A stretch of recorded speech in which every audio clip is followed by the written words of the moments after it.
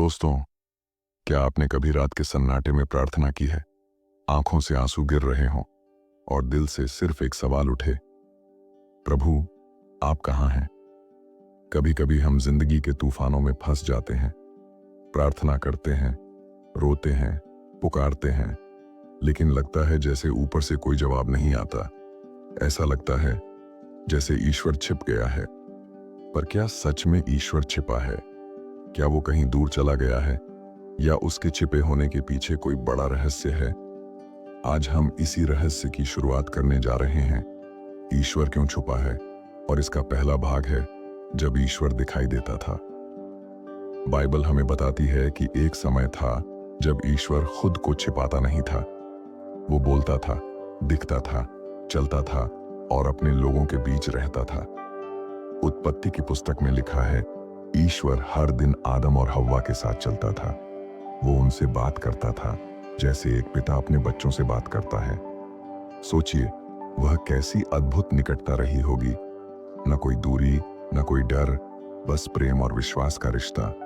लेकिन फिर कुछ हुआ, कुछ ऐसा जिसने इतिहास बदल दिया।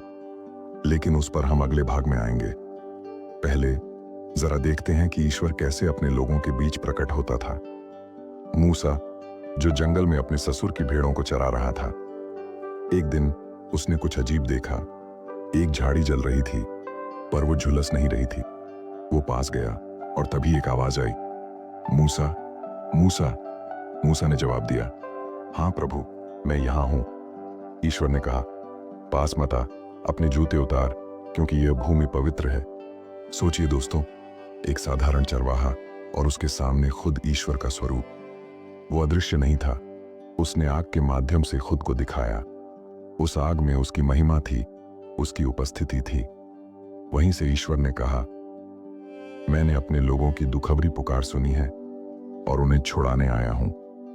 वो ईश्वर जो बोलता है, देखता है, सुनता है और कार्य करता है, वो छिपा नहीं था। उसने खुद को दिखाया ताकि उसके लोग जानें कि वो उनके साथ है। जब ईश्वर ने इज़राइल को मिस्र से बाहर निकाला, तो वो उन्हें सिर्फ शब्दों से नहीं, बल्कि अपनी उपस्थिति से मार्ग दिखा रहा था। बाइबल कहती है, दिन में प्रभु उन्हें मार्ग दिखाने के लिए बादल के स्तंभ में और रात में प्रकाश देने के लिए आग के स्तंभ में चलता था। सोचिए, लाखों लोग, रेगिस्तान की तपती रेत और उनके बीच स्वयं ईश्वर का प्रकाश। हर सुबह जब वे उठते तो ऊपर देखते और कहते, देखो, प्रभु आगे चल रहा है। क्या अद्भुत समय रहा होगा वो जब ईश्वर दिखाई देता था। न किसी को शक, न किसी को प्रश्न, क्योंकि ईश्वर उनके बीच चल रहा था। ईश्वर की महिमा तंबू और मंदिर में। निर्गमन अध्याय 40 वचन 34। जब मूसा ने तंबू तैयार किया तो लिखा है, तब बादल ने मिलाप वाले तंबू को ढांप लिया और यहोवा की महिमा ने उस तंबू को भर दिया। ईश्वर की उपस्थिति इतनी प्रबल थी कि मूसा खुद अंदर नहीं जा सका। लोगों ने देखा कि आकाश से बादल उतरा और उन्होंने महसूस किया, हमारा परमेश्वर यहां है। बाद में जब राजा सुलेमान ने मंदिर बनाया तो वही महिमा फिर से उतरी, इतनी कि याजक अंदर खड़े भी नहीं रह सके। एक राजा अध्याय 8 वचन 10 से 11। यह वह समय था जब ईश्वर छिपा नहीं था। वह अपने लोगों के बीच बसता था, बोलता था और उन्हें मार्ग दिखाता था। फिर एक और घटना, जब ईश्वर सीनै पर्वत पर प्रकट हुआ, लोगों ने गर्जन सुना, बिजली देखी और पर्वत धुएं से भर गया। बाइबल कहती है, पूरा पर्वत कांप उठा और यहोवा की आवाज तुरही के समान गूंजती रही। ये कोई कल्पना नहीं थी। हजारों लोगों ने इसे देखा और सुना, और फिर ईश्वर ने 10 आज्ञाएं दी। उसकी आवाज इतनी शक्तिशाली थी कि लोग डर गए और बोले, मूसा, तू ही हमसे बात कर, हम ईश्वर की आवाज नहीं सह सकते। ये वही समय था जब ईश्वर ने खुद को पूरी दुनिया के सामने प्रकट किया। वो छिपा नहीं था, बल्कि इतना प्रबल था कि मनुष्य उसकी उपस्थिति को सह नहीं पा रहे थे। अब जरा सोचिए, जब ईश्वर इतना स्पष्ट दिखाई देता था, फिर भी लोग बार बार क्यों भटकते गए? जब मूसा पर्वत पर था, लोग नीचे सोने का बछड़ा बना रहे थे। जब ईश्वर की महिमा मंदिर में थी, लोग मूर्तियों के पीछे भाग रहे थे। क्यों?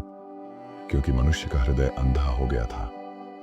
आंखें ईश्वर को देखती थीं, पर दिल उसे पहचान नहीं पाता था। यह वही बिंदु है जहां से ईश्वर के छिपने की कहानी शुरू होती है। उसने खुद को छिपाया नहीं, बल्कि मनुष्य ने अपनी आंखों को ढंक लिया। बाइबल में ईश्वर बार बार कहता है, मेरे लोग मुझे भूल गए हैं। यिर्मयाह अध्याय 2 वचन 32। मैंने उन्हें अपने हाथों से थामना चाहा, पर उन्होंने मुंह मोड़ लिया। होशे अध्याय 11 वचन 3 से 4। यह कोई क्रोधित ईश्वर नहीं, बल्कि एक दुखी पिता बोल रहा है। वो ईश्वर जिसने मनुष्य को बनाया, जो उसके साथ चलता था, अब देख रहा है कि उसके बच्चे उससे दूर हो गए हैं। उसने खुद को दिखाया आग में, बादल में, मंदिर में, वचन में, फिर भी मनुष्य ने उसकी नहीं सुनी। क्या आप सोच सकते हैं, एक पिता जो अपने बेटे को पुकारे, बेटा मैं यहां हूं, और बेटा जवाब दे, मुझे आपकी जरूरत नहीं। वही दर्द, वही दूरी ईश्वर और मनुष्य के बीच आ गई। परंतु ईश्वर ने कभी चुप्पी नहीं साधी। वो भविष्यद्वक्ताओं के माध्यम से बोलता रहा। एलिय्याह, यशायाह, यिर्मयाह, दानियेल, हर युग में उसकी आवाज गूंजती रही। पर लोग कहते रहे, ईश्वर कहाँ है? हम उसे क्यों नहीं देखते? और शायद आज भी हम वही सवाल पूछते हैं। जब जिंदगी टूटती है, जब सपने बिखरते हैं, हम कहते हैं, प्रभु आप छिपे क्यों हैं? लेकिन दोस्तों, क्या कभी आपने सोचा, शायद ईश्वर नहीं छिपा, शायद हमने ही अपनी आंखें बंद कर ली हैं। तो सवाल यही उठता है, अगर ईश्वर तब दिखाई देता था, तो अब क्यों नहीं? क्या वो बदल गया? क्या उसने मनुष्य को छोड़ दिया? या उसके छिपने के पीछे कोई और गहरा कारण है? दोस्तों, यह सवाल सिर्फ इतिहास का नहीं, हमारे दिल का सवाल है। ईश्वर ने कभी अपने प्रेम को नहीं छिपाया, उसने खुद को दिखाया बार बार। पर जब मनुष्य ने पाप और अवज्ञा चुनी, एक अदृश्य दीवार खड़ी हो गई। पर यह कहानी यहीं खत्म नहीं होती, क्योंकि ईश्वर छिपा जरूर, लेकिन सदा के लिए नहीं। वो किसी कारण से छिपा, क्योंकि उसके पास एक योजना थी, एक ऐसी योजना जिसमें वो फिर से खुद को प्रकट करेगा, पर इस बार पहले से भी महान रूप में। अगर आप सोचते हैं कि ईश्वर छिप गया है, तो याद रखिए, वो बस आपकी नजरों से नहीं, आपके साथ है, आपकी सांसों में, आपकी प्रार्थनाओं में। बस उसे खोजिए, क्योंकि बाइबल कहती है, तुम मुझे ढूंढोगे और पाओगे, जब तुम पूरे मन से मुझे खोजोगे। यिर्मयाह अध्याय 29 वचन 13। अब हम इसी रहस्य में उतरेंगे। जब ईश्वर ने खुद को छिपा लिया, ईश्वर ने खुद को नहीं बदला। उसका प्रेम, उसकी पवित्रता, उसकी योजना सब वैसी ही रही, लेकिन मनुष्य बदल गया। याद कीजिए, उत्पत्ति की पुस्तक में जब आदम और हव्वा ने भले और बुरे के ज्ञान का फल खाया, तुरंत लिखा है, उनकी आंखें खुल गईं और उन्होंने देखा कि वे नग्न हैं। उत्पत्ति अध्याय 3 वचन 7। पर दोस्तों, वास्तव में उनकी आंखें खुली नहीं, बल्कि बंद हो गईं। उन्होंने भौतिक रूप से देखना शुरू किया, पर आत्मिक रूप से अंधे हो गए। पहले वो ईश्वर को रोज देखते थे, अब जब उन्होंने उसकी आवाज सुनी तो छिप गए। आदम और उसकी पत्नी यहोवा की आवाज सुनकर बगीचे के पेड़ों के बीच छिप गए। उत्पत्ति 3:8। सोचिए, पहले ईश्वर के सामने चलने वाला इंसान अब ईश्वर से छिप रहा है। यहीं से शुरू हुआ वो पल जब मनुष्य ने ईश्वर से दूरी बना ली और ईश्वर को छिपा हुआ महसूस करने लगा। ईश्वर ने आदम से पूछा, तू कहां है? यह सवाल आज भी गूंजता है। ईश्वर नहीं खोया था, मनुष्य खो गया था। पाप ने ईश्वर और मनुष्य के बीच एक अदृश्य दीवार खड़ी कर दी। यशायाह 29:2 में लिखा है, तुम्हारे अधर्म ने तुम्हारे और तुम्हारे परमेश्वर के बीच दूरी कर दी है। तुम्हारे पापों ने उसका मुख तुमसे छिपा लिया है। यह बहुत गहरी सच्चाई है। ईश्वर छिपा नहीं, बल्कि पाप ने उसे हमारी दृष्टि से ढक दिया। जैसे बादल सूरज को नहीं मिटाते, सिर्फ हमारी नजरों से छिपा देते हैं, वैसे ही पाप ने ईश्वर की रोशनी को हमारी आत्मा से ढक दिया। वो अब भी चमक रहा है, पर हम उस प्रकाश को देख नहीं पा रहे। ईश्वर ने आदम और हव्वा को बगीचे से निकाला। यह दंड नहीं था, यह दया थी, क्योंकि अगर वे पाप की अवस्था में रहते और जीवन के वृक्ष से खाते तो वे हमेशा उसी टूटी हुई स्थिति में रहते। ईश्वर ने उन्हें निकाला ताकि एक दिन वो फिर से वापस लौट सकें। लेकिन उस पल से लेकर सैकड़ों वर्षों तक मनुष्य की आत्मा ईश्वर की उपस्थिति के लिए तरसती रही। भजन संहिता अध्याय 10 वचन 1 में दाऊद कहता है, हे यहोवा, तू दूर क्यों रहता है? संकट के समय में क्यों छिप जाता है? देखिए, दाऊद जो ईश्वर के दिल के अनुसार व्यक्ति था, वो भी कहता है, प्रभु आप छिपे क्यों हैं? ये सवाल हर युग में गूंजता रहा है। ईश्वर की चुप्पी, उसकी दूरी कई बार हमें भ्रमित करती है, पर यह दूरी दंड नहीं बल्कि आत्मिक यात्रा की शुरुआत है। कभी कभी ईश्वर अपनी आवाज को धीमा कर देता है ताकि हम सुनना सीखें। एलिय्याह की कहानी याद है। एक राजा 19 वो पहाड़ पर गया और वहां भूकंप आया, आंधी चली, आग लगी, पर ईश्वर उनमें नहीं था।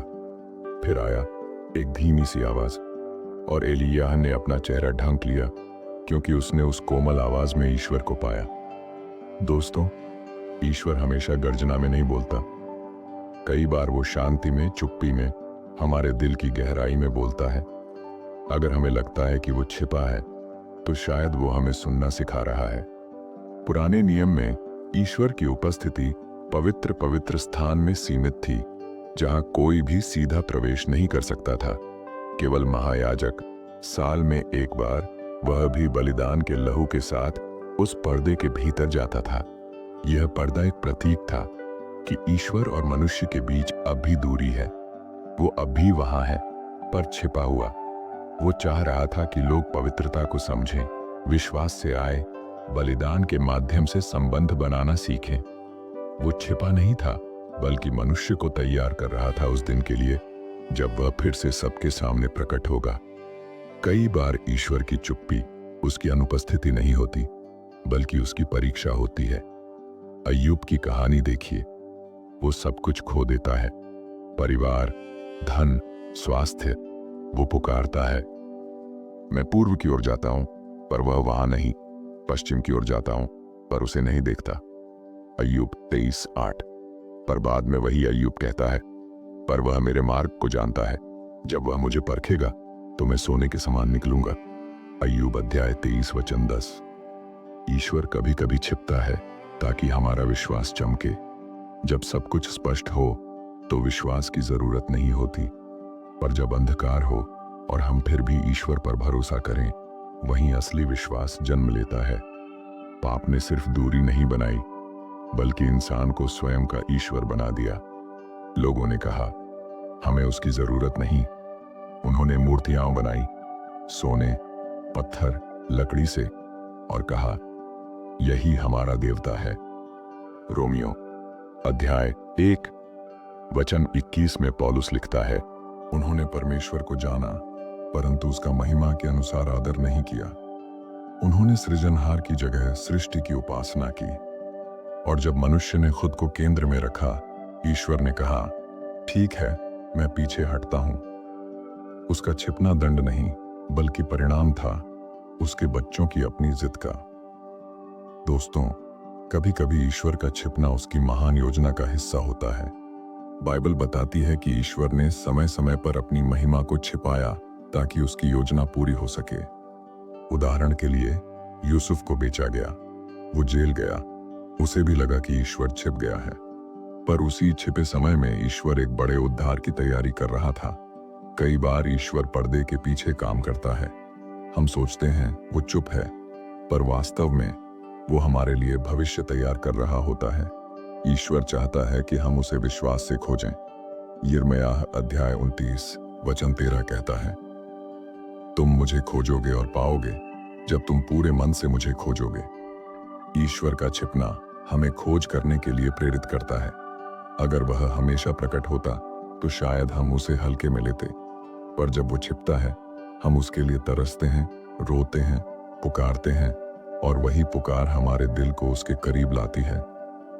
हबक्कूक भी यही कहता है, यद्यपि अंजीर का पेड़ नहीं फूलता और दाखलताओं में फल नहीं होता, फिर भी मैं यहोवा में आनंद करूंगा।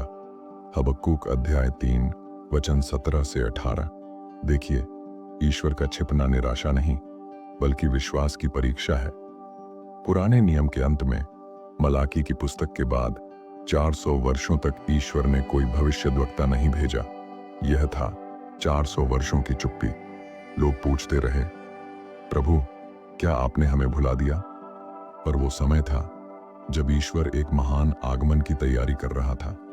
यह उसकी चुप्पी नहीं बल्कि शांत तैयारी थी। वो छिपा था पर आने वाला था। वो बोल नहीं रहा था पर इतिहास बदलने वाला था, क्योंकि अब समय आ रहा था जब ईश्वर फिर से खुद को प्रकट करेगा। पर इस बार किसी बादल, किसी आग, किसी आवाज में नहीं, बल्कि एक मनुष्य के रूप में। तो दोस्तों, अब हम समझते हैं कि ईश्वर छिपा नहीं क्योंकि उसने हमें छोड़ दिया, बल्कि क्योंकि वो हमें खोजने की चाह देता है। वो दूर नहीं गया, वो हमें पास बुला रहा है, पर विश्वास के रास्ते से। ईश्वर का छिपना उसकी अनुपस्थिति नहीं बल्कि उसकी तैयारी है, और अब वह तैयारी पूरी होने वाली है। वो दिन आने वाला था जब ईश्वर फिर से प्रकट होगा, पर इस बार वचन देहधारी होगा। आगे हम जानेंगे जब ईश्वर फिर से दिखाई देगा, जहां हम देखेंगे कि कैसे ईश्वर ने खुद को यीशु मसीह के रूप में प्रकट किया और आज भी हमारे बीच जीवित है। अगर तुम्हें लगता है कि ईश्वर छिप गया है, तो याद रखो, वो तुम्हारे पीछे से नहीं गया, वो तुम्हारे दिल में रास्ता बना रहा है। क्योंकि लिखा है, धन्य है वे जो मन से शुद्ध हैं, क्योंकि वे परमेश्वर को देखेंगे। मत्ती अध्याय 5 वचन 8। अभी कहानी यहां खत्म नहीं होती, क्योंकि ईश्वर का स्वभाव छिपने का नहीं है बल्कि खुद को प्रकट करने का। उसने सोचा, अगर मनुष्य मुझे अपने पापों के कारण नहीं देख सकता, तो मैं ही मनुष्य बन जाऊं और उनके बीच चलूं।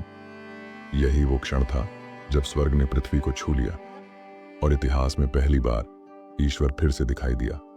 यूहन्ना अध्याय 1 वचन 14 में लिखा है, वचन देहधारी हुआ और हमारे बीच निवास किया और हमने उसकी महिमा देखी। यह कोई साधारण जन्म नहीं था, यह वो क्षण था जब अनंत परमेश्वर ने समय, शरीर और सीमाओं में प्रवेश किया। सोचिए, जो ईश्वर कभी बिजली में बोलता था, अब एक छोटे बच्चे की कोमल सांसों में बोल रहा था। जो स्वर्ग का राजा था, वो एक गरीब अस्तबल में लेटा हुआ था। यह नम्रता में लिपटा परमेश्वर था। वो अब बादल में नहीं छिपा था, वो मनुष्यों के बीच जीवित रूप में आया। यीशु ने कहा, जिसने मुझे देखा उसने पिता को देखा। यूहन्ना अध्याय 14 वचन 9। वो नबी से बढ़कर था, वो चमत्कार करने वाला गुरु नहीं था, वो था स्वयं ईश्वर का रूप। लोग उसके स्पर्श से चंगे हुए, उसके शब्दों से जीवन पाया, उसकी करुणा से आशा मिली। वो ईश्वर जो कभी छिपा हुआ था, अब सड़कों पर चल रहा था, लोगों के घरों में जा रहा था, पापियों के साथ बैठ रहा था। वो दिखा रहा था, मैं छिपा नहीं हूं, मैं तुम्हारे साथ हूं। पर दोस्तों, यीशु का सबसे बड़ा चमत्कार उसके कार्य नहीं थे, बल्कि उसका क्रूस।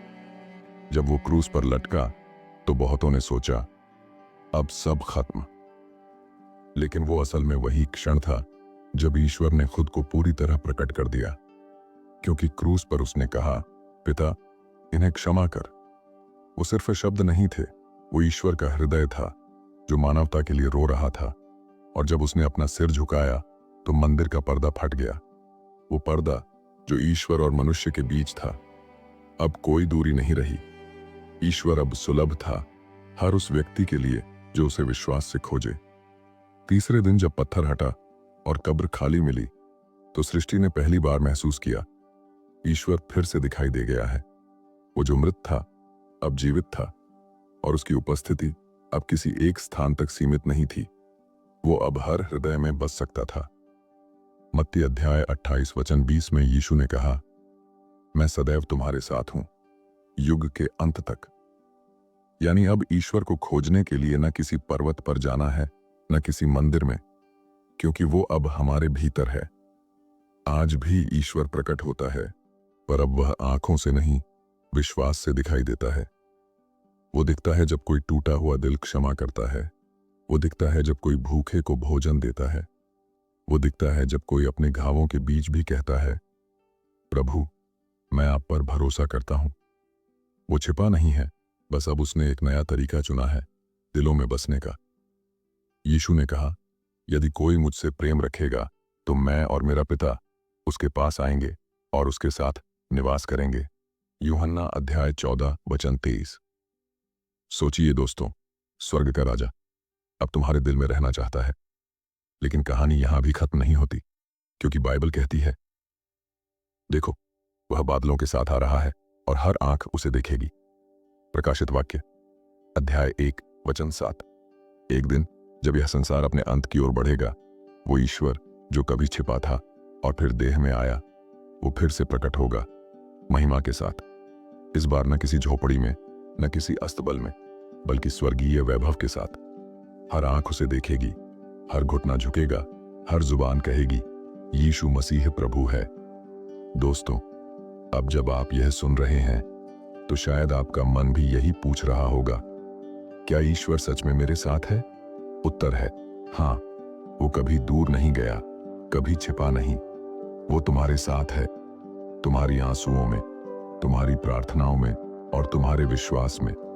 अगर तुम उसे देखना चाहते हो तो आंखें बंद करो और दिल खोल दो, क्योंकि बाइबल कहती है, धन्य हैं वे जो मन से शुद्ध हैं, क्योंकि वे परमेश्वर को देखेंगे। मत्ती अध्याय 5 वचन 8। ईश्वर फिर से दिखाई देगा, पर शायद तुम्हें वो सबसे पहले अपने ही भीतर दिखाई दे। ईश्वर छिपा नहीं, वो तुम्हारे भीतर बोल रहा है। उसकी चुप्पी में भी एक संदेश है, उसकी दूरी में भी एक योजना है। और जब वो फिर आएगा तो हर आंख उसे देखेगी, हर आत्मा जान जाएगी कि वो कभी छिपा नहीं था, बस हमें देखने के लिए तैयार कर रहा था।